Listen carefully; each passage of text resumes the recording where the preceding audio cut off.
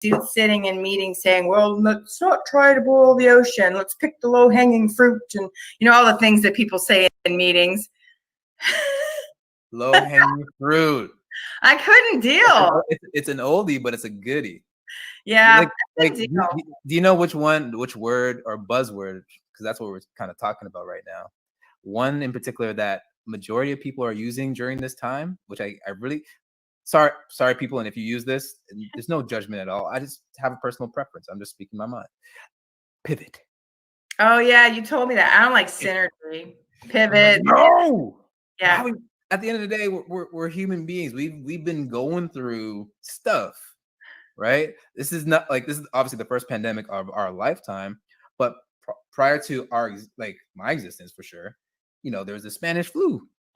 People went through that. They, as humans, we adapted. So that's the thing. It's like, why don't we just say we're shifting, or we're just looking for ways to innovate, especially during this, COVID-19 timeframe, right? People like buzzwords, but one of my best friends, her name's Kimberly. She's an author too, and she used to work with me when I used to work in the corporate world. We worked in the same group, in the same department, and we used to play bullshit bingo, where we would create, pardon my French, but that's what it was called, where we'd have these sheets of all of the synergy, boil the ocean, low hanging fruit, pivot, all those words on it, and we would play bingo. I never see on the meetings, on the calls. I never see it. No, I hear you. No. We had different bingo sheets than each other, so that there's different words on her sheet and my sheet. Otherwise, we'd have bingo at the same time. What does the winner get? Just the satisfaction. But yeah, we could phone into those meetings and do the bingo. No, that's awesome. It's there's a bunch of buzzwords, right? Like, maximize, optimize. I like maximize. Let me noodle on that. Right? My new book is called Maximize 365, so you can't be dissing me on that one. Listen, no one's dissing the maximize. I love maximizing everything. Let's maximize this channel. Right? Let's optimize this channel. Mm-hmm. I love that word. It's just pivot. That's the only one I don't like. Yeah. That's it. Everything else I do like. Okay, so let's talk about UMAP. UMAP, I map, we all map. But you specifically map. I do map. So give us the background. How did you build this framework? When did you get this all started? Because it's fascinating to me. I will give you the very quick Reader's Digest version of that. Basically, I was unhappy in my own career, and through a series of self-reflection experiences, I cracked the nut. I cracked the code on why I wasn't happy. And I really had kind of this meh, feeling about my career. And I started having anxiety, oh, what day is it? When I would wake up, and if it was Monday, I was just not feeling it ever. And so I started seeking, what is wrong here? I'm a proactive person. I don't like to dwell in stuff that's not working for me. Mm-hmm. And so I actually cracked the nut on what was wrong. And that's when I said sayonara to the corporate world and started working for myself. And I thought, you know what? I felt so passionate about, I went from having anxiety and stress about going to work, headaches on Friday. I had headaches from the work week. I was exhausted, to feeling so energized and full of meaning and purpose. I thought, what on earth? I have to help other people do this. Mm-hmm. But I have to have an intelligent process. So I sort of deconstructed what I did, what were the things, and I started interviewing people for kind of a feedback loop on what makes someone hate their job, what makes someone love their career and calling. Mm. And I broke it down. And then so I started to say, okay, what tools can I use that will give me that data? And it's like, how is there nothing in the market that does this? There was all these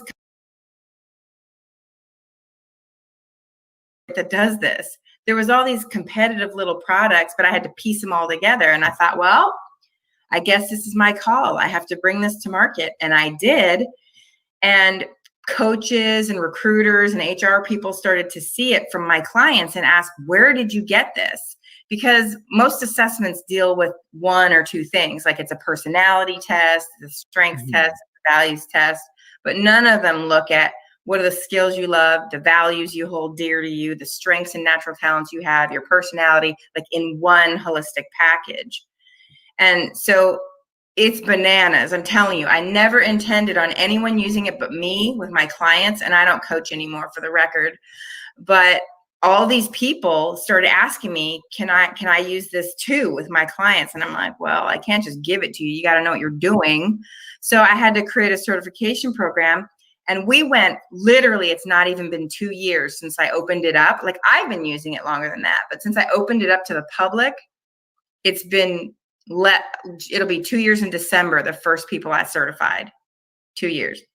And we are in 7 countries around the world in less than 2 years, which is crazy because people tend not to adopt new things that they don't think are proven in the market. But people see it and they're like, they know it. They know, like, especially career practitioners who know the tools they've had. And they're like, this is what I've been looking for. It totally blew my mind, Reggie. I'm just like, I know what I need, and this gives me what I need, and it keeps working and working and working. But for the rest of the world to write me and say, I've done a lot of different assessments and they were useful and they were interesting, but like UMAP blows my mind. And then to get the Career Innovation Award for innovating it, I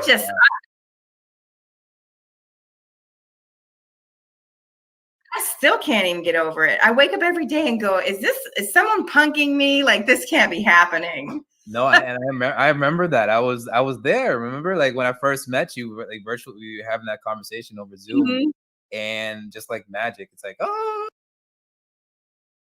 okay, Kristin has won the Career Innovator Award. That was amazing. That was a good day. I love seeing that video on your feed today. But what's been really neat is like like the market dictates how they use your stuff. Like, you think that how people are going to use it. Like, oh, my intention was people use it for like career transition, career exploration, students, helping them find their way.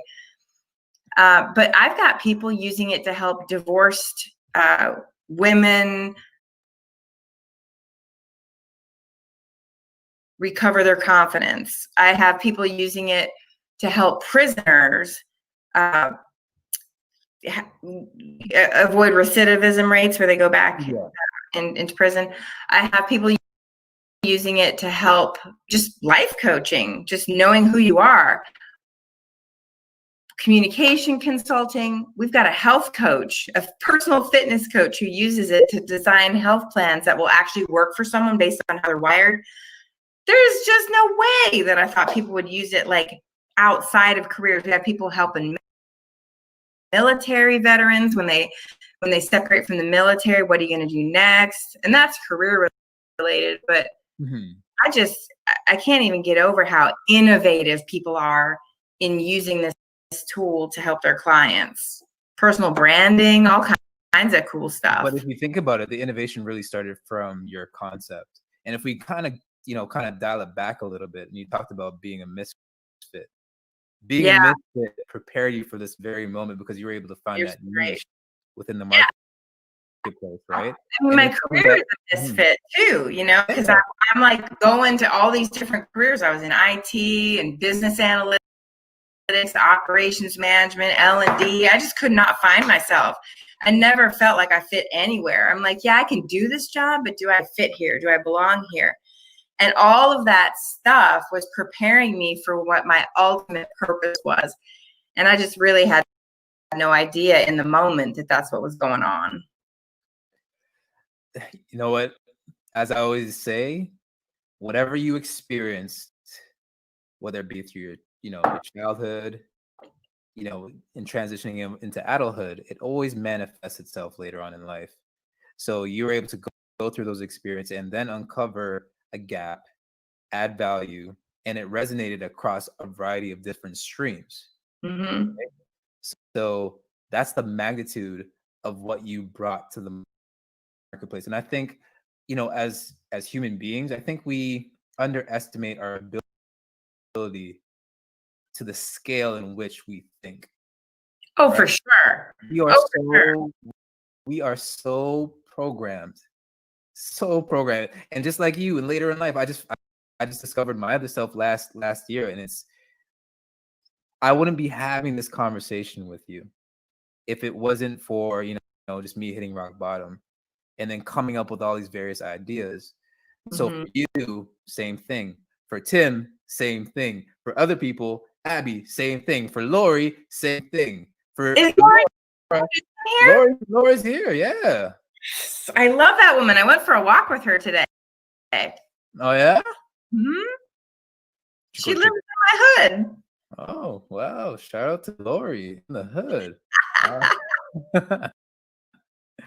All right, cool. So you talked about the framework could be applicable to multiple areas in life. One in particular, in which I think is, again, an interesting topic that we need to kind of address, especially being COVID-19. So I'm going to take it into two different directions. Okay. I'm with you. One, we are paused. Like we had a pause. We hit the pause button a few months ago, right? Things are starting to open back up. What would you say this framework would do for just the average Joe, right?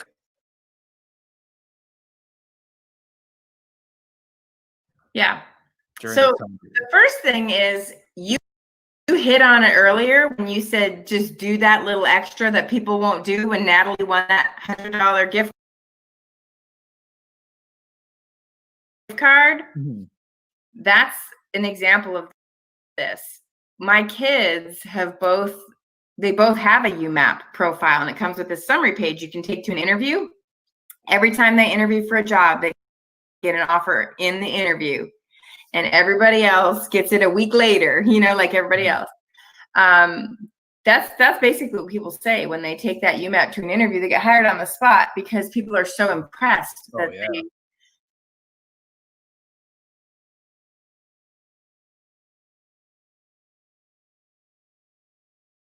that they took this step of self-discovery to figure out, who am I, what I do best that other people need most, and I actually aligned. Like, I looked at who you are and what you're looking for and who I am and what I have to offer, and I found all those connections. I mapped myself to what you need, and here it is in black and white, and people are like, and not only that, it guides the conversation around what you do best, because they start talking about your UMAP. So that's the first thing it does, is it really helps you stand out. The second thing it does is it restores people's confidence. The number one thing that confused the heck out of me when I was coaching and I started doing this is, like, I would talk to like introverted people who were maybe a little insecure, and I'd start going through, their talent and what was important to them and the skills they're really great at and who they are from a personality standpoint. And these people are like chatting my ear off by the end. And at the beginning, they said like two words. And I'm like, it was the weirdest thing. All these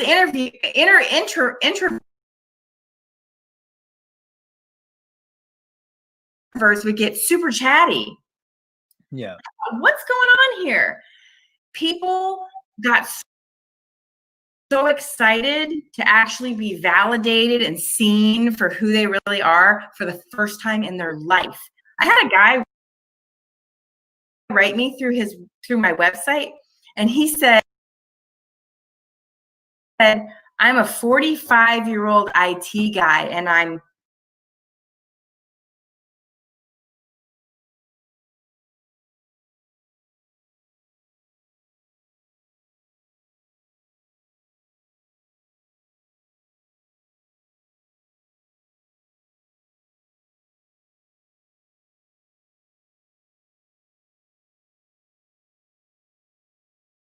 typing this message to you through tears.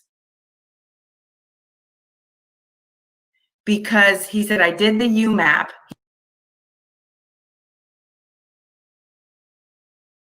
He bought my book, UMAP Discovery Exercises.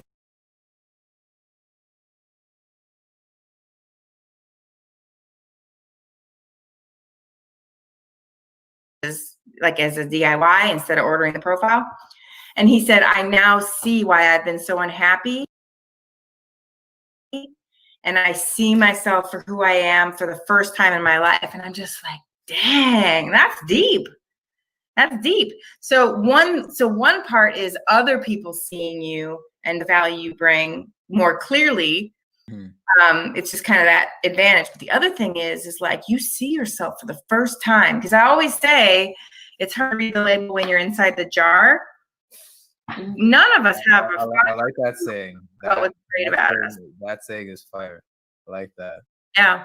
So it's really interesting. I just noticed all these people seem to have like beat up confidence, and then they see their profile, talk about their profile. And I think a couple things happen. Number one is they'd never heard so much about themselves in one sitting. It was a little kind of like overwhelming at first, but also validating. But number two is a lot of times we hear the things that we're really great at are bad from people because the other person, our manager, doesn't value it because they're wired opposite and they don't value the differences. Or our parents told us, you talk too much, you're too curious, you're too bossy, you're too soft, all that stuff. You always need to be the center of attention. And so we hear these things that are great about us. We've never heard it in positive language. We've never heard the shine side of our strengths. We've only heard the shadow side of our strengths. And that's why people love your program, because the majority are wired that way, as you mentioned. And if you think about the level of influence, and it could come, as you mentioned, from parents, friends, bosses, they just put you in this box. Mm-hmm. I hate the box. I hate the box too. I was in the box for the longest time. And I was like, I want to know this box. What happened to me, Reggie? I'll tell you what happened to me. I was 29 years old and I was sitting in my office and my manager called me and he said, you know, Kristin, you are too enthusiastic. You are too enthusiastic. You need to tone it down.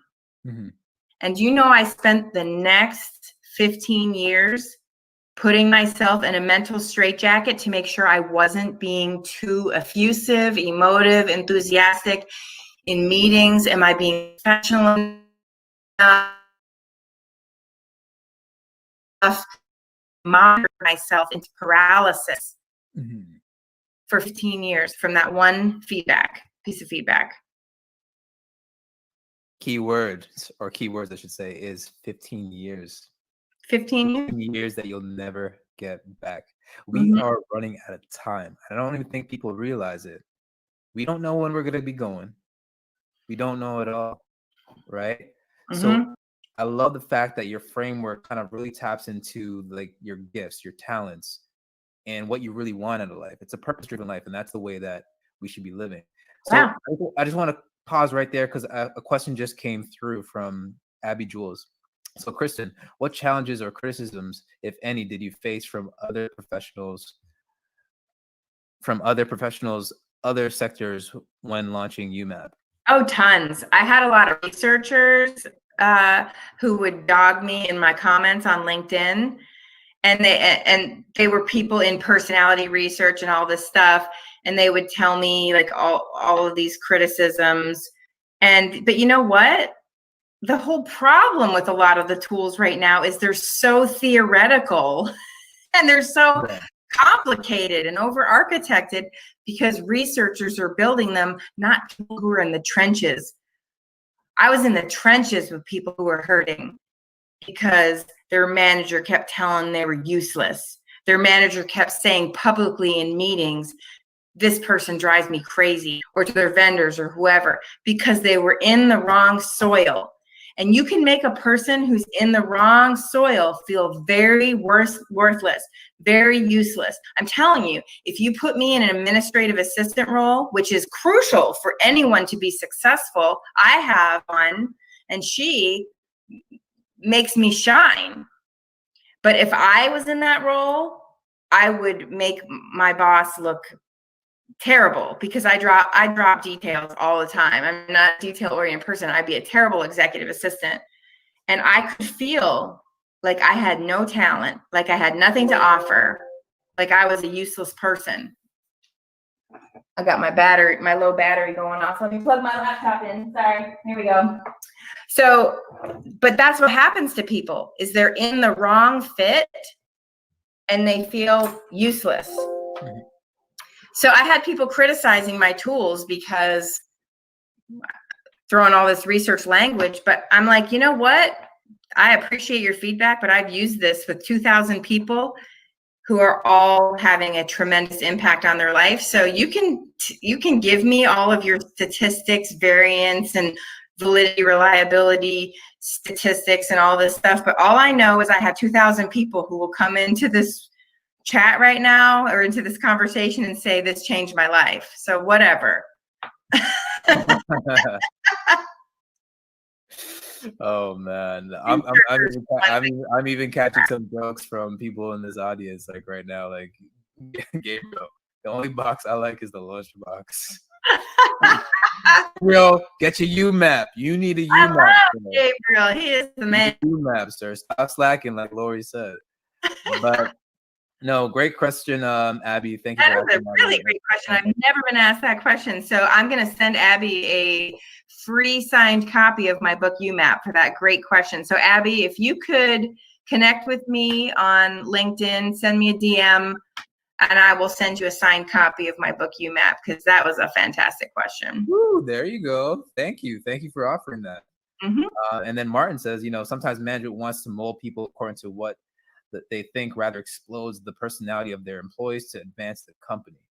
That would create a diverse and positive environment.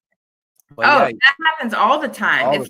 Here's the prototype of what we want, and then we get this group think, you lose innovation, and they expect everybody to have the same personality. The beauty of life is when you learn that other people who are different than you fill in your gaps.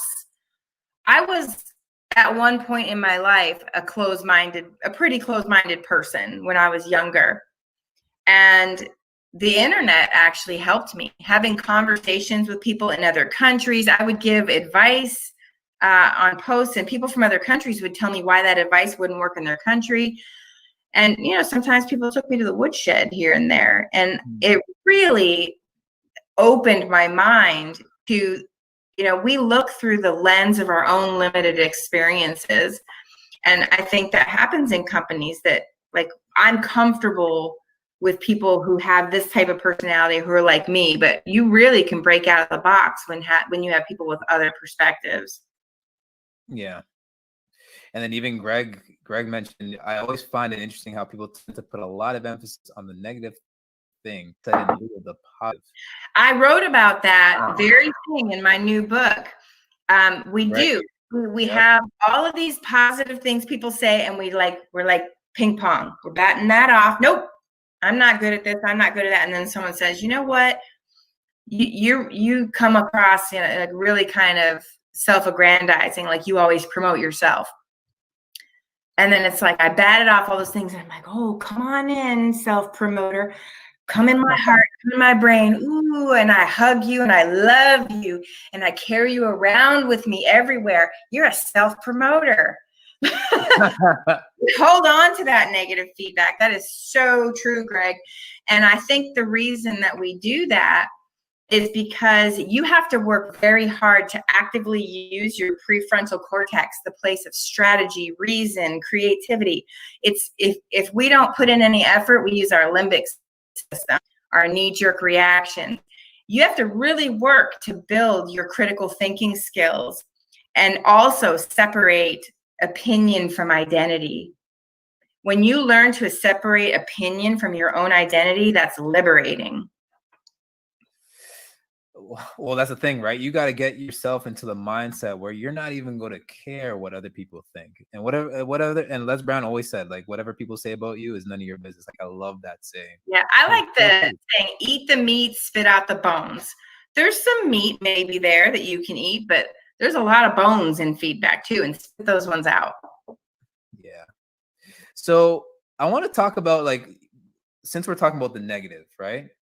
I want to talk about one particular post that you just posted recently. Hmm. And you actually said it's like you were ready to give up posting content on LinkedIn. And after I saw that, I was like, oh, hold on. What is happening? Yeah. What? Like, who hurt you? Who was it, girl? Talk to me. Right. But so what you mentioned in that post was you're thinking about just focusing on your writing because, some people were making sarcastic remarks about you. Um, can you talk about that for a minute? Like, can you talk about that particular message that you got, or? It's not just one message, and I have to say, just as a caveat, that people treat me very well on social media. Yeah. And I think it's because, like, you can scour through my social media, whether it's Facebook, whether it's Instagram, whether it's my LinkedIn, and you will not find me being unkind to people. I am very intentional with every word I say on LinkedIn. And I always think, how would mother react if she saw me talking like this? How would my mother react? How would Jesus react? Like, anybody who I respect, how would they react? And I do believe in kindness because I treat everybody like they have a burden or they're in a crisis. And I don't want to be the person that pushes that person over the edge. Having said that, I think that we're in unprecedented times in most of our lifetime. So we have two stressors of COVID, and in the United States in particular with this election, but that affects the world as well, because all these Americans fighting are spilling it into other people's feeds and social media too. So I think we have two things going on right now, and people are just sort of reaching the end of themselves where they can control and have self-control. So people are just kind of snipping at people. And so I'll just get snarky comments like, do you think you're God? Or, who are you? You're being judgmental, which I am the last person in the world who's judgmental of people with what I do for a living. I understand how different people are because I'm in the world of assessments and the beauty of everyone being a unique masterpiece. I value uniqueness. But I think, and then also as my platform grows, which I'm always going to be the girl in my pajamas hanging out with Lori on the block. Like, I'm never going to think too much of myself because people are just not a big deal. Everybody who is even the most important in the person in the world dies. They trend for 3 days on Twitter and they're gone and we've moved on. I remember being in kindergarten and I got sick and I was shocked that the class went on without me that day. Mm-hmm. People just did their thing without me here. That at 5 years old, I learned that lesson. They move on, keyword. And the thing is that, and even like I responded to you on that post and I just said, you just have a confused fan.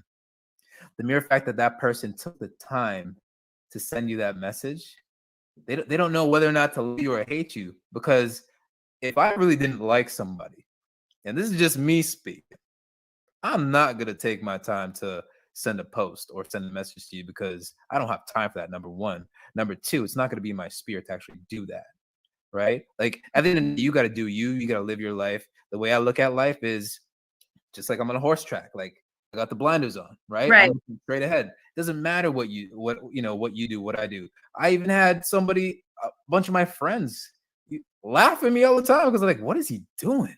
Like, I remember I posted something about, me just dancing with a mop. And they're like, oh my God. I remember that. Yeah, like, why would he do that? Why would he do that? Like, if that was me, you guys be on me. I'm like, dude, I really don't care. Yeah. Well, you know what? Here's the deal. People are very complex and nuanced. And we know that about ourselves.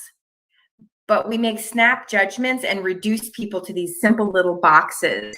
So we don't afford that, to recognizing that about other people. And it's something called the fundamental attribution bias. So when I cut someone off in traffic, it's because I have a lot on my mind and I'm distracted. But when someone else does it, they're an a-hole. Mm-hmm. That's what it is. But here's what I've discovered. I went into Walmart one day and I was buying something and the woman at the checkout seemed like she was in a really grumpy mood. And she wouldn't look at me. She wouldn't make eye contact with me. And I didn't make it about me. I just thought she's got something going on. And when she had to give me my receipt or get my card, she had to look at me to take something from me. She looked at me with that scowl, and I just gave her this genuine smile. Yeah. This smile just came on her face, and it transformed her into another person. I had a woman in Target. We were like doing the thing where we're in the aisle and we're like, I move, she moves, and she started to get aggravated. Yeah. And I just started laughing, and I raised my hand to her, and she started laughing, and we gave each other a high five. My point is, even when people are starting to get crusty with you, you can bring them back with an act of kindness. You can bring people back from being pissed at you by extending kindness and love to them. I do it all the time with people when I start to see they're getting pissed at me for something, and I just humble myself and try to extend an olive branch. Now, not everyone will accept it, and you don't know what they've got going on. And that's fine. But you've already done that exchange of energy. And it's once you raise your vibrations, exactly, that person will counter with that same vibration. It's a transfer of energy. Some people, like you said, won't accept it, but the ones that do, that means you've made an impact on them. Yeah. I had a guy one time say something crappy to me on one of my posts, and he came back and apologized later and said, that wasn't fair of me. And I was like, you know what? It's all good. It's all forgiven. No big deal. And then he invited me on his podcast. I think that's amazing. I think if we just didn't get so caught up in our own egos, we take life too serious. We do. And that's why we're wearing silk pajamas on LinkedIn Live. We had a DJ on LinkedIn Live. Who does that? Ready from all that dancing in the green room before that. Big shout out to DJ D Money. Thank you for that. It was great. I just followed him on Instagram. So I've had a question up here for a while because this is a good conversation. And then we got to get to the spotlight segment. But Shona's asking, Kristin, I think you're awesome. Awesome. I hope we're connected. Please send me a connection request if we're not. I'd love to get to know you. So her question is, once you have the light bulb moment and want to make that change, what would you suggest as the next step as to help with the overwhelm?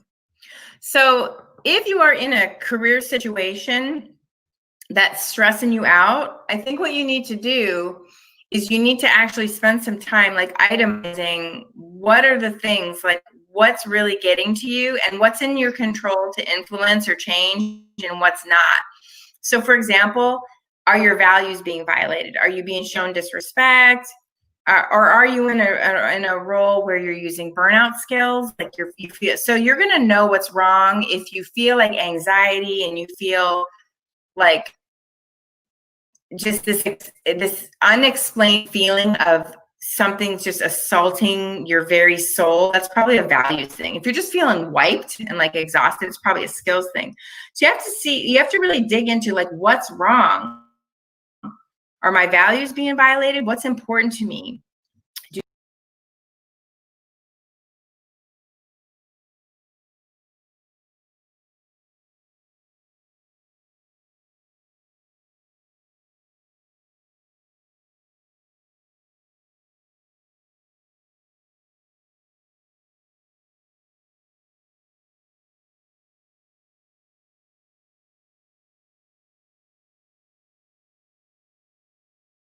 Met her at a YouTube Houston meetup, and we've been friends. She's a content creator as well. Yeah. She's just an awesome individual. So thank you, Helen. We appreciate your support. Mr. Claude cleared this up. Vanna Talina is rum-based liqueur with citrus oil, cinnamon. That sounds good. Oh, we need to get a bottle of that, man. Claude, you need to do a video on that, bro. Yeah, I'm telling you. Yeah. A bartender would know that. I would guess so. It's good stuff. Mr. Brian, I'm honored to be friends with you guys as well. I want to serve alongside you while simultaneously having a blast with our podcast. Mm-hmm. Yes, Brian is doing big things with his podcast. Me and Brian are kindred spirits because we are both podcasts. We both love the Peanuts cartoon. So that's how me and Brian right. For sure. I'm not sure if this name showed up on your side. Howdy. No, I'm a Facebook user. Let us know who you are so we can show you some love. But howdy. Howdy. Yes, howdy. Howdy. Mr. Claude, when I get my hands on a bottle, will do. All right. So it's a race between you and Helen. Whichever one gets us to us first, which wins. Actually, you know what's on? I have a question for everybody who's tuned in right now. What has been your favorite part about the Talking Creative show? Let us know in the comment section. What has been your favorite part about Talking Creative? We want to know. I mean, sometimes we're always asking for feedback. Sometimes we get it, sometimes we don't. But now this is a great opportunity to do that. So leave it in the comment section, and we'll make sure that we post it up on the big screen. So we're curious, y'all. We want to know. We want to know. Inquiring minds want to know. Right. And while you think about that, let's. Oh, you got something special? Let's a little look back. Oh, a little, just a little, just a little. Here are a few of our fun shows that we've had. Awesome.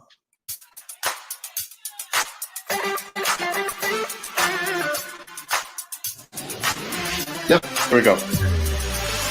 Hey, what's up, everybody? Excuse me. Hello, everybody. All right, so, man, hold on a second. We're live and amplified. Here we go. Yeah. So real quick, entrepreneur. So to kind of put some definition on the term creative entrepreneur. Creative entrepreneur, we look at as musicians, the artists, content creators. I think you reach out with me, and I'm an open book. I'll share it. Good deal. And like I said, well, tell us, how did you get? I mean, your background is marketing. Hey, there you go. Bring her on. So she's named in honor of my mother. This is Loretta. Oh, Loretta. Oh, beautiful. She's beautiful. Hey, Loretta. Hey, Hi. baby. So adorable. Balancing things pretty much just worked its way out. Gotcha. Dallas throws in a comment. Hustle, adapt, repeat. Nice insight, Brandon. Yep, that's the name of the game. I like that. That Kobe Bryant's death really kind of affected you, and I really like the article that you wrote. What was it that really resonated with you, and what was the big takeaway that you got from the whole experience? And starting to binge watch, on YouTube, so the world is just kind of opening up to videos. Yeah. You kind of alluded to this before, but how important is the thumbnail? Oh, yeah.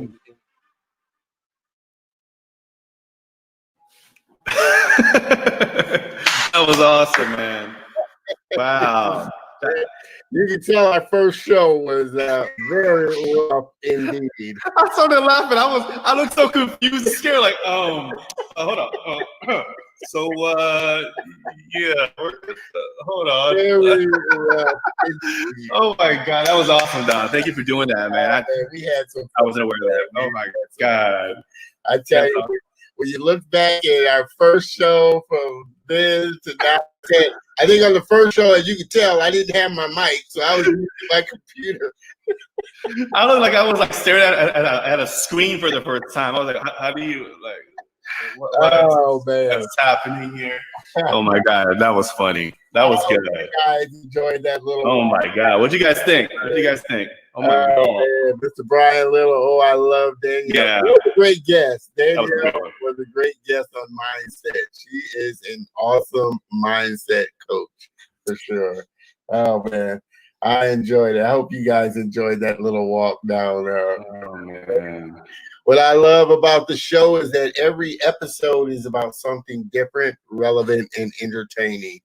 I get to learn about amazing people who live the creative entrepreneur life and gain valuable insights about things I didn't know I needed to know. Already looking forward to season 25. Wow. Season 25, or I hope you meant season 2. Season 25 is That'd be a long running season. That's a long season, club. But who knows? Maybe we can pull it off. Yeah, Maybe we'll see. like I said, we've and that I think encapsulates why we started Talking Creative, because we wanted to bring valuable insight, relevant insight, and still be entertaining and have fun doing it. So I think we've accomplished those things rather well. Yeah, I think one of the things, I think it was Dave who you were on the show, and I've gotten this feedback too before from some of my peers. You know, we know that you guys, whenever I like watching Talk Creative because you guys are having fun. That it's informal, it's you don't take it so seriously. It's not like a serious, interview. It's conversational. I think, we bring in the co-host, between you and I, and that could be challenging because, there's a lot of angles to take. And of course, just making sure we're getting used to our cadence and our rhythm. And it took us a minute, it took us a while. We didn't start out that way. And I think that was one of the comments that Gabriel had mentioned earlier. He said, you guys have such a great fun rapport and work well off of each other. And I think, like I said, one, because we've done this a little bit, and two, we're great friends. So it helps that we're able to have this kind of banter back and forth. It makes it so much better. I liked all the women guests we had and their inspiration, and I did love the guy who was the hustler with house videos. That was Brandon. Brandon. Okay. Yeah, and balancing time with kids and family as well. Yeah, that was Brandon. He was a great Washington. That was a good one. Definitely somebody we're going to bring back for sure. Because he is a hustler for sure. So let's see, Mr. Z, I'm really happy for you both. I'm going to go back to your previous shows and watch. Definitely check them out over the hiatus. Like I said, we've got more than enough content to last you over the hiatus. And you'll definitely always find something new and fresh. Because I know I do when I go back and watch. For sure. Check them out, Z. Check them out. We definitely have a lot of content. I'm actually, during this hiatus, I'm looking forward to digging back myself because, especially content creators, you know what I'm talking about. When you're creating the content, you release it. The majority of us really don't go back and listen. I don't know. Do you guys go back and listen to your content? I mean, I know I don't. So I'm looking forward to just taking this break, decompressing, and then going back and kind of looking back on episode 1 where my eyes were like filled with terror. And I want to go back and just see the progress, but also see more than anything, just, some of the gems that our guests dropped and some of the things that we can learn back. So I'm excited about looking back myself, man. I don't know about you, Don. Well, I try to make a habit of watching the episodes. You watch them in full? For the most part, yeah. Okay. And not just for the gems, but also it helps me see how I am on camera to make any adjustments. And I know that's one of the things that a lot of video coaches will say, watch yourself. I mean, basketball players watch old film of the games, prior games, to see how they can make better. Right. And so I do tend to kind of bits and pieces here after the show so I can see how I can not only make the show better, but make myself better as a interviewer. So that, like I said, when I do interview or be a guest on another podcast, better on camera. So that's a great tip, man. That's a great tip. Yeah, they said that's how you learn. You should go back and rewatch what you do because that helps you to refine yourself and get better on camera. Mr. Brian, I don't listen to myself. I eat enough humble pie. As an educator, so I'm full. Hey, especially being in education. Brian. To be a better podcaster, I think it's good to go back and listen to the show. It like I said, it helps you become better. And like any athlete, they watch their old, races and games and things like that because it helps to make them better. Yeah, that's a great tip. And I do that with podcasting. I just haven't done it with video just yet. Well, these past few months have been pretty crazy. I've been pretty busy with a lot of things going on, but I plan on going back, and because I know there's always room for improvement, especially when it comes to video. There's always, I'm always conscious of whether or not I'm talking too much with my hands, or, or I'm talking too fast. And there's a lot of things that I like to look back on. So Yeah. I'm gonna be looking back, man, and see what I can do. It's fun. How about bringing some middle finger happiness to the show? Middle finger happiness. Okay. Oh, Sharon, I believe, Claude, right? I was thinking that's who he was talking about. She'd be a great guest. She would be. Sharon. She's a creative. So Sharon would be a very fun, great guest for sure. So yeah. You would have to hide your kids on that one. You have to put your kids away for that show. But we'll make it work. Doing a lot of middle finger happiness there for sure. Mr. Brian, who am I kidding? I do listen to myself back. Stop lying, Blockhead. Stop lying. That's awesome. Oh man, like I said, you guys are always the best followers. Yeah, man. Like I said, you are the ones that make it so worthwhile, and learn and connecting with you guys, and everybody that tuned in has been the best for the show, and the best for me for sure. So I know I enjoy it so much, and looking forward to, like I said, taking things to another level. On that note, what kind of new things are you planning during the hiatus? One, we just to kind of clarify, we are taking during this hiatus, we will be, like I said, taking a step back and kind of figuring out how we can level up talking creative. So new graphics, new guests, new topics, just upping our game for sure. So that's one thing I'm really excited about during this hiatus, is figuring out how we can ratchet it up and take it to the next level. But what other exciting things have you got in store? I know you got your podcast influence, your YouTube channel that you're working. Yeah, absolutely. So podcast influence, which was launched about a little over a month ago. If you guys are interested in learning about podcasting, all things podcasting, Brian is a big supporter of Podcast Influence. Check out Podcast Influence, where I really help you with influence with podcasting. And there's some how-tos, but I really try to get into more of the content of how can you leverage the power of voice? How can you humanize your message to use podcasting to build influence? There's a lot of facets in content creation, whether it's live streaming or video or podcasting, but how can you really build a brand and build influence around voice? So that's kind of my mission with that, Don. As you know, I launched it, and that was pretty scary. And just because video was still kind of a new thing, even though we had a few episodes in the can already in regards to the live stream. Yeah. But YouTube is a whole different animal. And there's a lot more just mechanics to it, and the metrics really mess with you, man, because you want to grow with the subs and your views, and you see it. Podcasting, you see it, but it's kind of on the back end.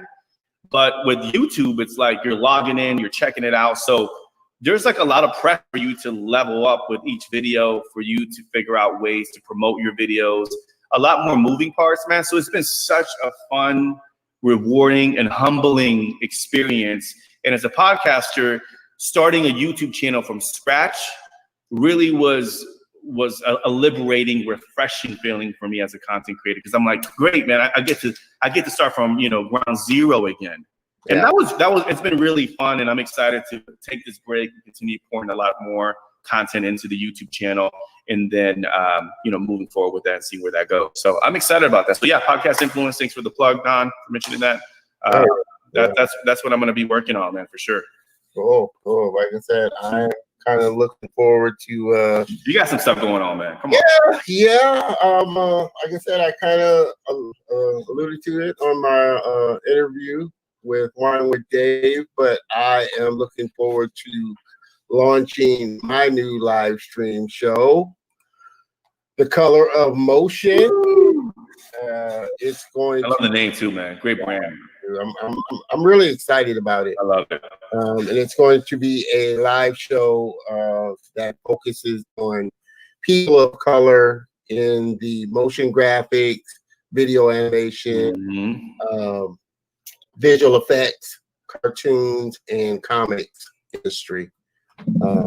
And I've had the pleasure and privilege now the last year of connecting with a lot of people of color and seeing the work that they're doing. And so I'm really excited about launching this and connecting with people that work at Pixar, DreamWorks, that I never would have known, people of color are there. So it's something that I'm really passionate about and something that I'm really looking forward to. So I hope everybody tunes in when I launch it. I'm going to be launching it, of course, on my LinkedIn channel and YouTube. We hadn't done Talking Creatives to YouTube yet, but this show, I do plan on diving into YouTube. So I'm looking forward to all the fun that you've been having that kind of fun with getting a YouTube channel going. So okay, so is it coming out this year? I'm planning on launching it during the hiatus. So you are? Okay. Yeah. So within the next 2 to 3 weeks. Yeah. And you have interviews lined up and you're ready to go? Yeah.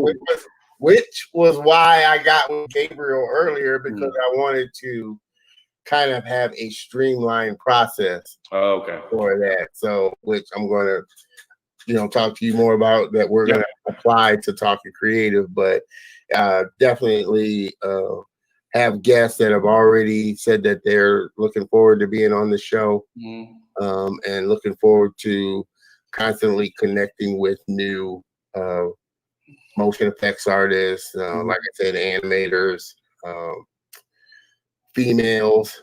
Like I said, it's not just going to be African American. It's going to be Hispanic. I've connected with several Hispanic motion graphic artists, Asian Pacific, just anybody of color.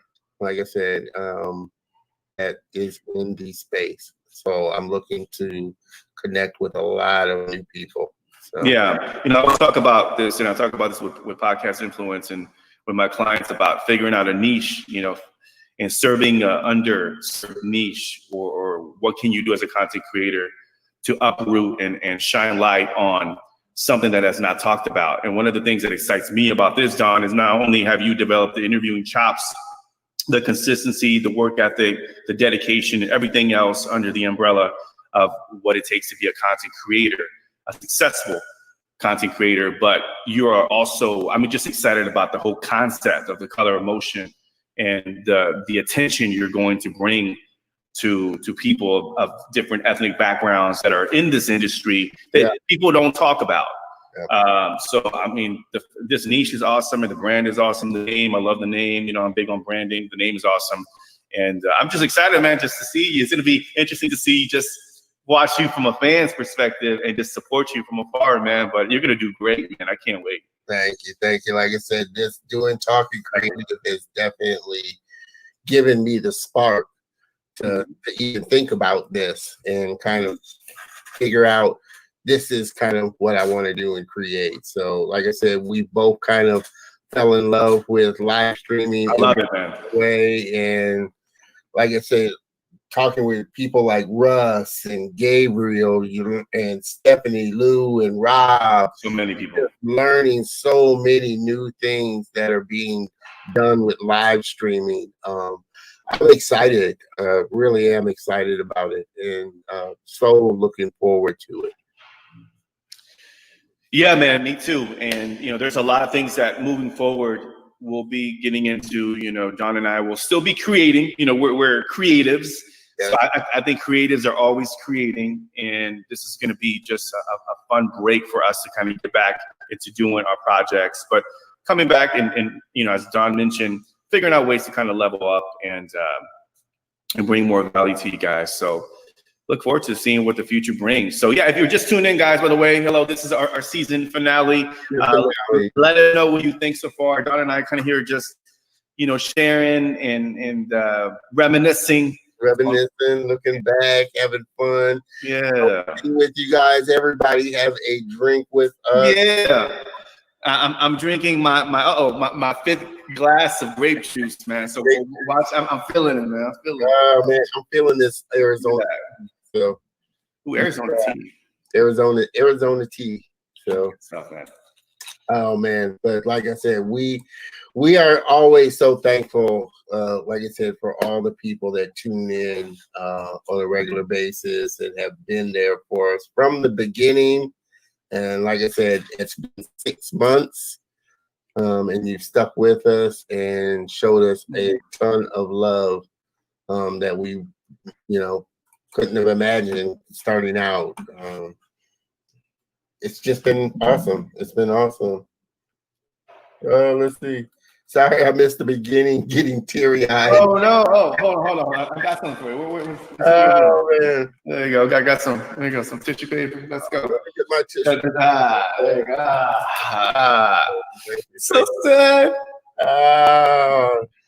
Little sad, Helen. No more Thursday show, but you're always able to catch the replay. But it's not the same, right, Helen? It's not the same. Actually, somebody was asking me too. Somebody asked me earlier. They're like, "Man, what are you gonna do on your Thursdays now?" Like, what? I'm like, "You're right. Every Thursday evenings free." Yeah, I'll be getting ready, and I'm like, "Damn, I don't gotta do this." I know, right? Yeah, right. We won't be going. Hey, man, yo, you got the guest ready. You got the flyer ready. Ready. Oh man! One of the things that I will share, and anybody who has a live stream show knows. It's Dave. That's Dave England. Oh, what's up, Dave? Oh man, Dave for tuning in. Yeah. Yeah. Wine with Dave. Yeah, Wine with Dave. I had an awesome time. Yes. It was a fabulous. Hey, Dave, while we got you on here, Ozio asked the question, what camera are you using and what lens are you using? I know you said you're using a Rebel camera, but what specific Rebel camera and what specific lens are you using? If you could drop that in the chat, I know Ozio and I would appreciate that. Yeah, so Dave has a show called Wine with Dave. Yes. And Dave knows this because I think he's like over 70 episodes. But one of the things with live stream shows is there's a lot of back end work that a lot of people don't see. It's a lot of work. Kudos to everybody who does like daily shows like restaurants. I see Gabriel doing dailies, but it's a lot of work. It's a lot, especially if you have an interview based show. So Don and I, we would always go back and like, yo, do we have a guest? Do we have this? And one of our struggles early on was how to streamline it. We weren't efficient. We were like getting guests on a weekly basis. And then we were coming up and trying to hurry up with the flyer. And then the promotion kind of was sacrificed because we didn't have enough time promoting. So there was a lot of things that we learned on the back end of how to organize an efficient live stream show. And we're still learning. Luckily, we have people like Dave and Gabriel and Russ Johnson we can lean into. But a lot of people don't realize that on the back end, there was moments where Don and I were sweating like, oh, we don't have a guest, man, and it's already Tuesday. It's just us, man. It has to be us. But, so it's a lot of work, but, we were committed to it and we didn't want to fail you and we wanted to show up. So, it's been such a learning process. And, check out Wine with Dave is another great live stream show. Great production. Oh, my God. Production's dope. Yeah. Like I said, I learned so much from Dave, just on, the platform he uses, the camera he uses, just the quality of his production. And he's also really damn funny. So, yeah, I have to say, he's really funny. You're really hilarious, David, in his Did You Know section. Not only informative but very funny as well. So. Yeah. One of the things that I really enjoy that, Dave. If you're still watching, man, I really enjoyed your show. 9 o'clock, guys, on 9 o'clock whenever it comes out. Okay. 9 o'clock Eastern time, so it's 8 o'clock. 8 o'clock Central Time. Okay. Yeah, it's well produced, man. It shows well produced. Very well. And he makes it very. There you go. There is that handsome. There, Dave dropping it. He's a musician too. Okay. All right. Yeah, shout out. And that looks like a mandolin. That's not a regular guitar. That is. Mandolin. No, Dave, because it looks like unless that's a special kind of guitar. Yeah. If you guys want to check out a great, well-produced show, check out Wine with Dave, especially if you're an aspiring live streamer. That's one to look at. And when it comes to shows, he puts a great show to get segments, to interact with people and engage people. And then he's a great Dave. You're also a great interviewer, man. So one of the things I really enjoyed about you're a great interviewer, just a natural conversationist. So shout out to Dave, man. I really enjoyed it. I think the wine helps too. Always. Not grape juice. I need some wine myself. Bazooki. I guess that's the type of Bazooki instrument that is. He's a very talented guy. Oh, he is, yeah. I'm bona fide creative. Bona fide creative. I'm so and we're gonna have to get you on the show for next season, Dave. Yeah, sure. Like I said, I'm so glad I was able to connect with you for sure. Maybe I'm on LinkedIn. So connected with him on LinkedIn. So yeah. Platform. But yes, it's been so fun. Like I said, just learning so many different things. And that's why I have the confidence now doing another show, because of the things that I've learned and just the experience that I've gotten just doing this show, working with you, being comfortable, interviewing, getting the handle, talking with people like David and Gabriel and Russ and getting a handle on, how to make the process a lot smoother and everything like that. So it's been a blessing. Miss Helene, yes, you need promotion just showing up here for us and stressing for Thursday shows. Yes, I also love the Ozio's personal healthy food pictures weekly. Always inspiring. Thank you, Helen. Yeah. Thank you, Helen. I appreciate that. You're right. we got to get you in Rocky mode, man. We got to get to that. Yeah. No, thank you, Helen. I appreciate that. Actually, I have a project which I'm going to share with Don and you guys very soon, that it's going to be very centered around just living a healthier lifestyle, and something that project that I'm working on. So Helen, you'll probably dig this content. There's our mindset mentor right there, Danielle. Spiritual gangster. Spiritual gangster. What's up, Danielle? I tell you, she is an very integral part of the program that I am in. I lean on Danielle immensely. And Helen here, Danielle, she really enjoyed your show. We had a lot of people that really enjoyed your episode. And she has a great podcast as well. The Mindset, I want to say the Mindset Mentor. Yes, the Mindset Mentor podcast. A lot of great information. Danielle is another guest that we plan on having back, because I personally think the mindset is the first place that you work. It is the game. It is the game. First place that you need to work on, because if you can get your mindset right, then other things start to fall into place, which is why, like I said, I lean so heavily on Danielle and her Mind Vibe. That's it. The Mind Vibe. My bad. Okay.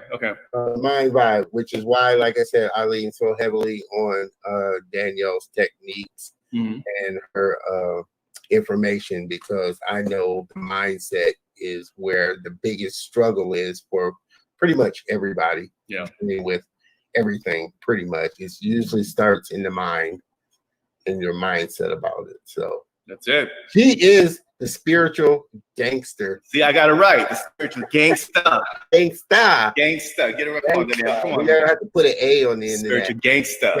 Gangsta. You know. Gangsta, Danielle.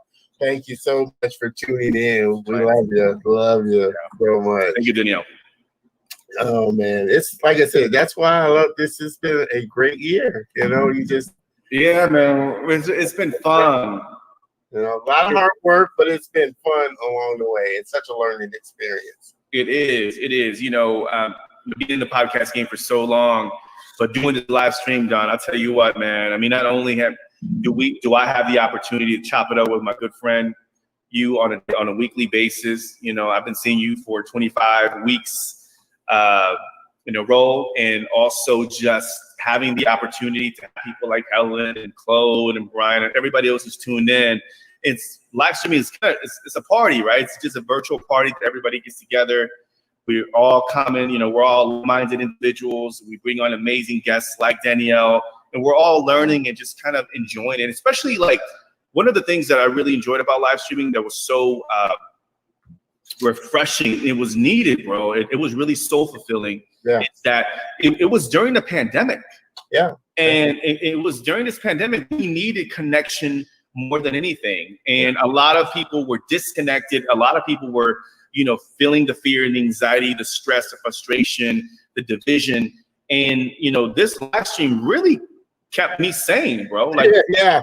It kept me grounded, man. And I was really looking forward to it because it kind of, you know, quenched my satisfaction, my need for human connection, you know, connecting with you, bro, and just sharing this with everybody and seeing people, you know, share and be a part of the show. So yeah, man, this show was a really, really rewarding. It was rewarding on so many levels, but on a spiritual level, man, it was deeper than most people think, you know?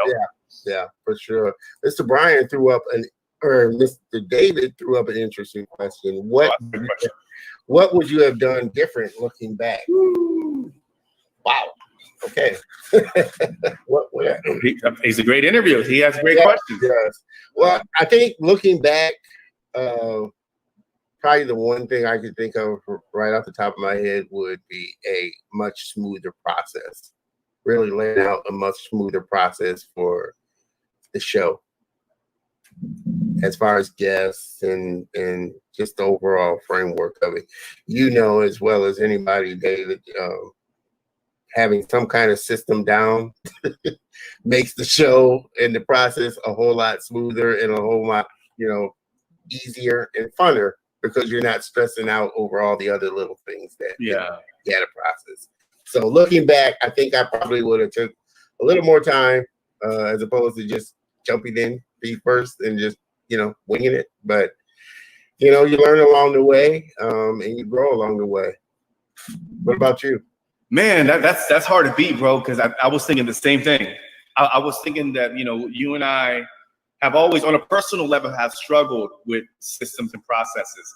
And I think we got chin checked really early on like, we just got like, cold, you know, just like, you know, yeah. Oh, you think you're cool? You want to start a live stream show? Or you want to go on a weekly basis? Oh man, cold cock by Mike Tyson right there. I mean, seriously. So yeah, Dave, you know what, man? That was probably the thing that, you know, Don and I, we were like, let's start messy. Let's just go ahead and just jump in and live stream. And we learned quickly that we did not have our foundation, our systems and processes down pat, man. And I think that we took time to really, and we had meetings, but we just still struggled with trying to figure things out. And I think part of that was because Don and I have a lot of projects. I mean, he's building a business. I also have an agency. And, you know, Dave, you're creative. We're trying to do so many things. Yeah. And then, but to create a show like to the level of yours, man, even to our level, you know, it takes a lot of work on the back end. And I wish we would have taken more time and taken the system and process aspect of the live stream show more seriously. I mean, we didn't really take it serious, man. So I think if, you know, anybody wants to start a live stream show, have some sort of system down to where, you know, you're going to do guest outreach, where you're going to have enough time to, you know, put the promotional collateral together, and then promoting the show, making sure that your guest is prepared, having a great show, having great, interesting questions that your audience would be interested in. And that's another thing, is keep it entertaining, which Dave does a great job in. And then just kind of the follow-up and then cultivating the relationship. So there's so many things. I feel like, Don, I think we could probably, after all this experience, we can probably write an ebook or something about some of the things that we've learned.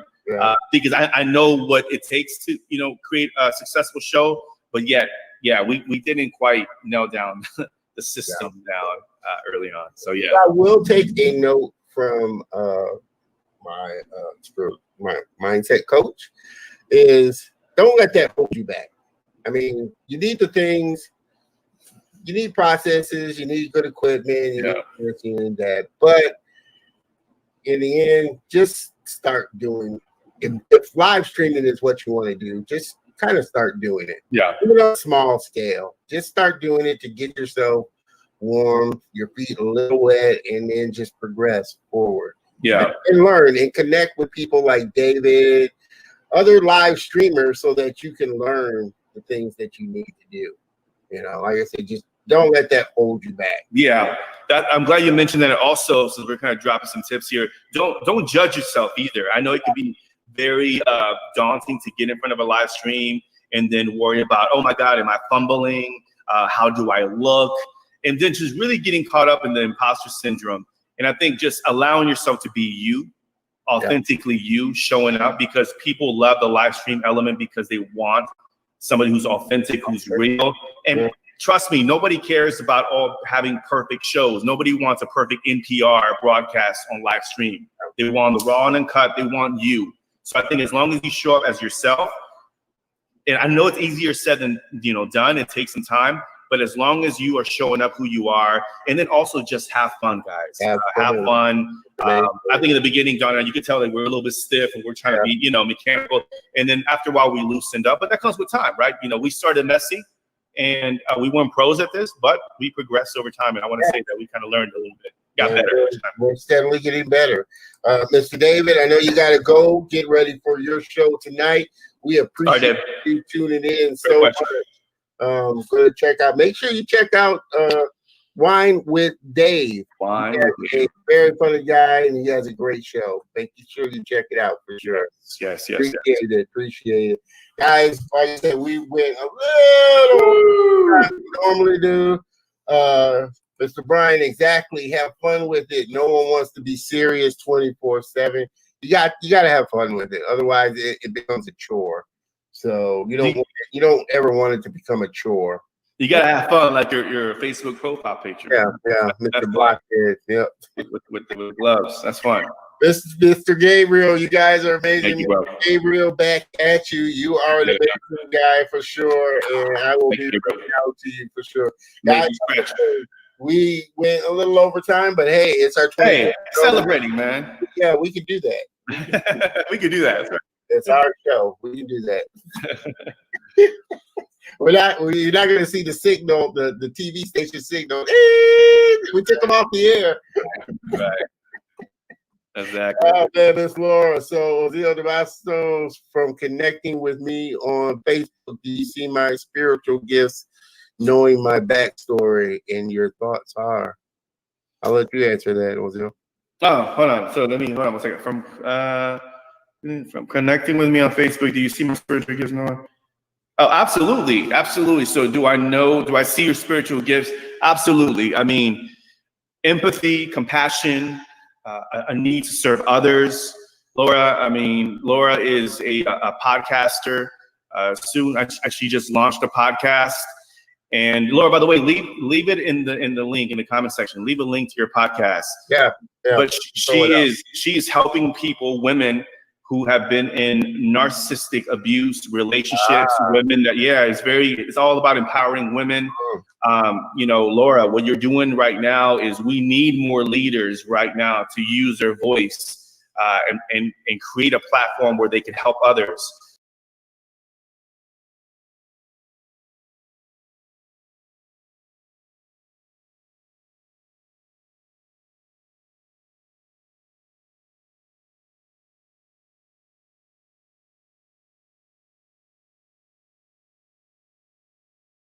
Enough as it is, right? And if someone's out there criticizing or judging, then they're not your person, right? You're not their flavor. No.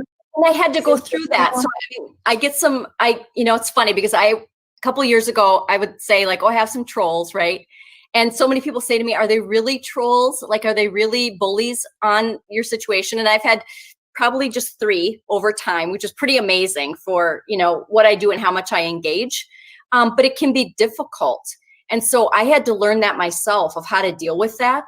And that part I feel like I've gotten through, but it took me a lot to go, you know what, don't worry about them, because really all it is a distractor, right? And it's really all about them and their projecting. Right now in particular, our culture has gotten so vitriol. And so that's why we really need to not listen. But the greatest thing I would tell anybody who is feeling uncomfortable or wanting to get on video or whatever is, I'm so excited about the opportunity. Couldn't be a better time, and I've waited for it for decades, for authenticity to be mainstream, you know, where it's like, don't sweat about exactly what are you wearing and what is the perfect filter to put on and whatever. I want to see you and I want to know you, you know, and it is okay. And the other thing I would definitely say, because I'm, you know, high volume, high charismatic, you don't need to be. So sometimes that quiet person who's incredibly logical or analytical has something amazing to say we need to hear. So for me, it's always the 64 box of Crayola crayons, right? Like I love every color and every kind and every volume and because it's all so interesting. Because that's who you are. That's exactly who you are. And you're just allowing yourself to be yourself. Yes. And that was on another live today, actually, with Corinne and David.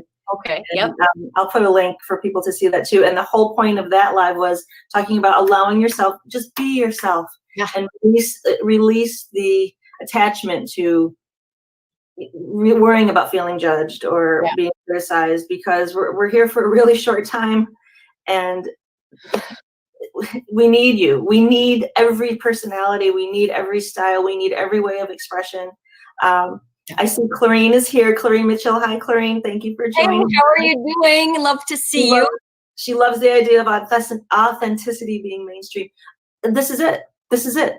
You know, I'm really thankful for the technology that we have, where we can create our own show. You can create your own show. I can't, because I couldn't get my live to start. Hey, you did cool. But I just, you know, so all of this to say, laying the foundation, this is the time in your life now. It's led you to this point where you can say, look, I've been through the stuff. I get it. I understand your struggle. And if I don't, I can empathize, and I can do what I can to help, you know, lift you up. And yes, keep I think that's the thing with you and I. You and I are committed to be a light in the world.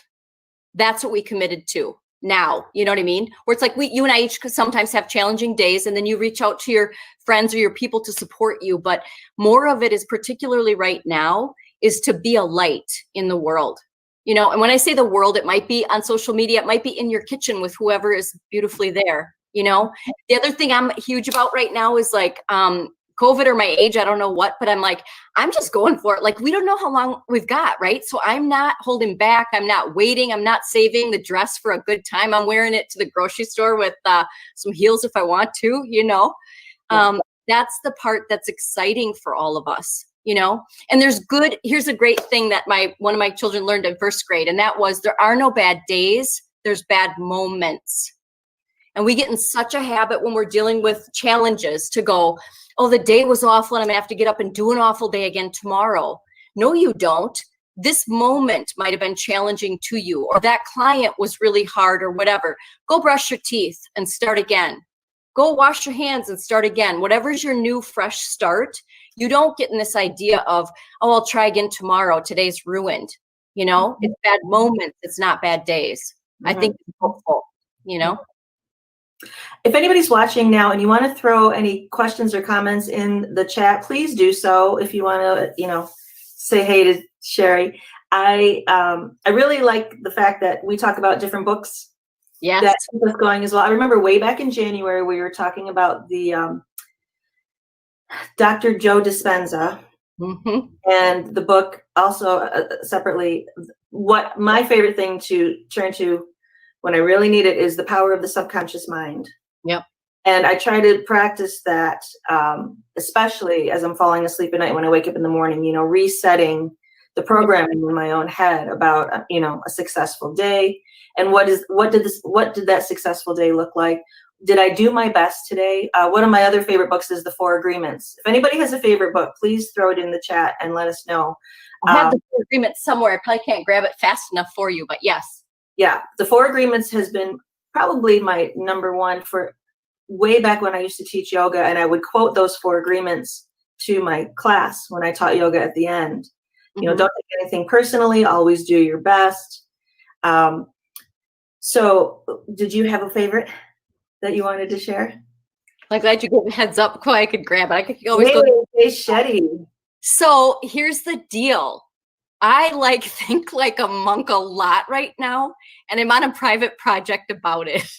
So think like a monk is not a religious thing, and it doesn't have to be, if you are formally religious, that's bad. The whole thing about think like a monk is teaching you how to love and how to let go. And the things I love about the monk attitude is I'm a student and a teacher at the same time, always. That's me totally. So my 3-year-old children taught me. I didn't have the attitude as a parent of I'm the one and you. My children taught me as much as I taught them. When I professionally speak or I train or I coach, they are teaching me as much as I am, them. A lot of this is also about, love without the attachments of the conditioning we normally learn. Because if I love somebody, I want the best for them. I want them to be able to be free. I want to help them be the best that they can be. I want them to go after their joy in life. And a lot of times, at least in Western culture, we're so labeled and conditioned about controlling the relationships or people in our lives. And really so much of love is about being, I love you enough to be unattached and attached at the same time, And so that is interesting. And when I read a book now that I'm older, when I was younger, I would read and I highlight everything with an orange highlighter. I've done that since college. So I have to buy all my books. I used to just read and highlight. Now that I'm of this seasoned age and more of a philosopher I read tons of different stuff. And then I decide what I think about it. Before I used to accept the author's content, right? Now I go, I like this. I don't like that. And that's a more interesting way to go about it. Mm-hmm. I think that's great. You answered, we got a question from Nidal. I hope I'm pronouncing that right, Nidal. Who is the question, 2 questions, and I think you just answered it. Who is Sherry St. Marie and what does she want to achieve? So that leads us to your 3rd chapter. We talked about your 1st chapter, your 2nd chapter. We're in this 3rd chapter of your life now where you can speak from experience and share. We all have wisdom. We all have something to share and to lift each other up with. So now you've morphed that into a lot of different things. What was the quote that I saw today with David? Purpose over profession, because you can thread purpose through a lot of different professions. Yeah. But your purpose stays the same, right? Yeah. So your purpose can take the form of different vehicles. Yes. And, so you do so much. You started with as a real estate professional, still doing that. Yes. You taught some real estate professionals today, right? I teach and train all kinds of custom stuff. So I taught the state of Wisconsin today, new construction. And so I still use my teaching skills in a professional manner for any company that hires me to do custom courses, custom training. I also do that straight out to the public to provide a lot of this content. I keynote speak. I sell residential real estate. I am a brand spokeswoman. My joke is I'm a 1099. What would you like to hire me for? Right? But if you had to choose tomorrow, your favorite type of way to serve, I guess. Yeah. I think I would. I don't know if I'm right when I say this. I would say coach. So, you like to lead one-on-one coaching. You like to lead groups in a classroom setting. You were a teacher, but just using that as a coaching vehicle. Am I right when I say that? Yeah, I would do that if I really was just going to have to pick one, which would be so incredibly painful for me. Yeah, it would be so painful for me because I like lots of things. It would honestly be to create a community and a platform of coaching, speaking directly, out to people that inspires them, gives them personal growth skills, and helps them have an amazing life. Like that, if I can inspire people in a day, that is my greatest joy, my greatest paycheck, you know? And I'm not telling you what to do by that inspiration. If I give you some idea or nugget or whatever, and you take it to do what you want to do with, that makes me thrilled. I feel like a billionaire on that. Yep, we've served our purpose. Yep. Yeah. I'm right with you with that. That's the same as me. I thought, I may have morphed into different ways of working in the world, because I started years ago in a different industry, and that led to some television work and small business ownership and branding and marketing and all that stuff. And I said, the common thread in that is just helping move someone forward. Yep. And, be as positive and inspiring as you can along the way. It all comes back around, right? It sounds really cliche, but that really is it. It's really simple. And as long as you're doing it with the passion that you have and doing it the way you love to do it, you're living your life. Yeah. I think you really set a great example of that. Oh, thank you. So if you had to share something with everyone to help, keep us inspired and motivated, and, when we find ourselves in those dark moments as we're moving through this time, how would you lift yourself up? How would you encourage and inspire someone else to lift themselves up? I think that probably, it's funny, this is just coming to me impulsively. I don't know about it, but I think the greatest thing that I would say to anybody else and myself is, I'm so excited to see what you're going to do. We get into this funk where we're like, logically, I can't do this, I can't do that, this isn't going to work, but like, I am so excited as a coach, a teacher, a guide to see what you're going to end up doing. Because right now you think you're in a valley maybe, and I know you're not. Like, my greatest real passion underneath it all is the underdog. It always has been. Like, I love championing the underdog. That's like one of my specialty things. Mm-hmm. And what's super cool about that is you just don't know how amazing you are, perhaps. And I am thrilled and can't wait to watch you and see what you're going to do, See, I think that's so wonderful, because I have to go back to, the content that you share on LinkedIn. When I've seen comments, not about you, but in general, when people say, oh, so-and-so is always posting about themselves, always taking pictures of themselves or video of themselves, they're trying to get all this attention on themselves.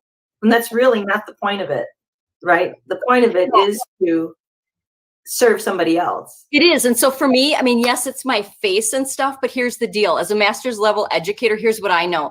I am a conduit. That means I use myself as a tool. I'm a tool.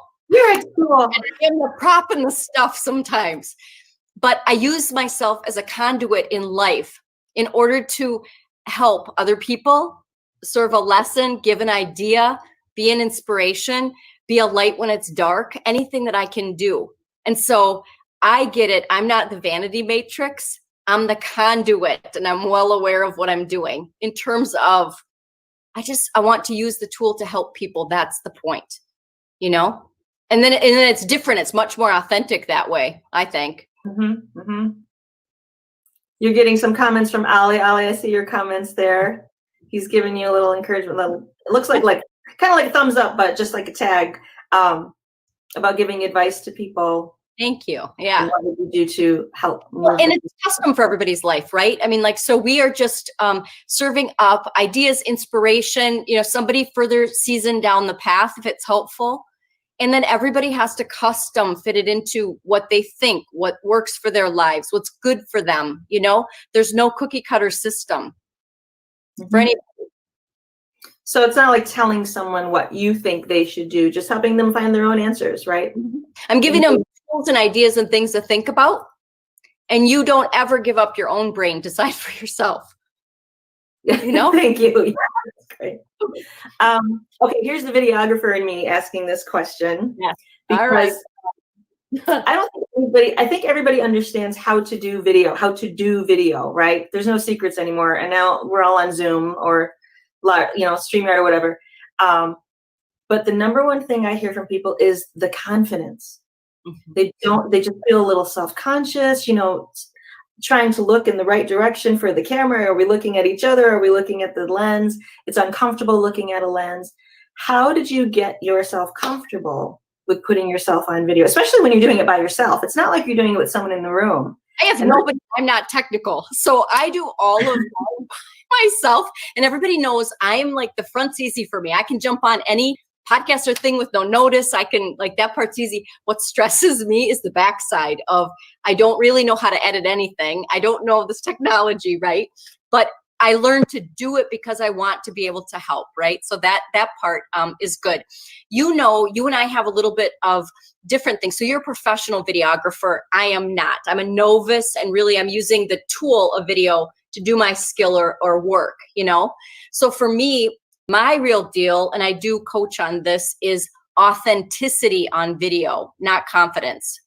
So confidence, that's huge to me. So for me, I coach the authenticity part, because if I just coach you on how to be confident, and a lot of times confidence is taught as a fake regard, game face, you know, fake it till you make it, which isn't real confidence.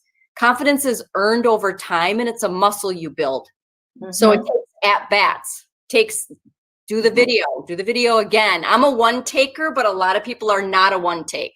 You know, that's okay. So a lot of it for me is, it is 100% better to be authentic, even in your word slips. Like today, I accidentally opened my mouth on video. Displosion came out of my mouth. And what's funny about that is I use the brand of Street Smart Teaching, right? And I'm like, oh, there was a perfect word, because it's when people disagree and have an explosion of anger. And that word just came out, and it was perfect. I left it in the video today because that's what happened, you know. You created a new word. There you go. Yeah, and people like that, you know, or you know, really, if you are a more shy person, it's perfectly fine. I want to see you like that. Don't sell me somebody who isn't you. You know what I mean? Like, let me see you. And so part of it is to get rid of, in my opinion, that idea of confidence into authentic, because confidence also implies this perfection thing.